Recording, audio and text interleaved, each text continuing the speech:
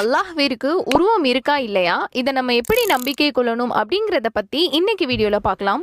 அல்லாஹ் சுப்ஹானஹு வ தஆலாவை நம்புறது எவ்வளவு முக்கியமான விஷயமோ அதை விட முக்கியமானது அவனுக்கு உருவம் இருக்கு அப்படிங்கிறத நம்ம நம்புறது. இது நம்ம அல்லாஹ்வின் மேல வச்சிருக்க ஈமான் சம்பந்தப்பட்டது.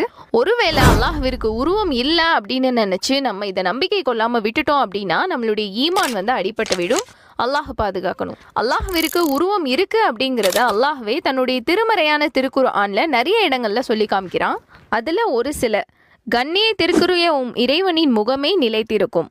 மற்றொன்று, அல்லாஹ்வின் இரு கைகளோ விரிக்கப்பட்டே இருக்கின்றன. இன்னும் அவனை போல் எப்பொருளும் இல்லை, அவன் தான் அனைத்தையும் செவியேற்பவன் அப்படின்னு அல்லாஹ் தன்னுடைய உருவங்கள் குறித்து நிறைய இடங்கள்ல பேசுறான். அல்லாஹு தாலா தன்னுடைய உருவங்கள் குறித்து பேசுறதுனால அவன் இப்படி இருப்பான் அப்படி இருப்பான்னு ஒருபோதும் நம்ம கற்பனை செஞ்சு பார்க்க கூடாது. ஆனால் நிச்சயமாக அவனுடைய உருவம் பத்தி நம்ம ஈமான் கொள்ளணும்.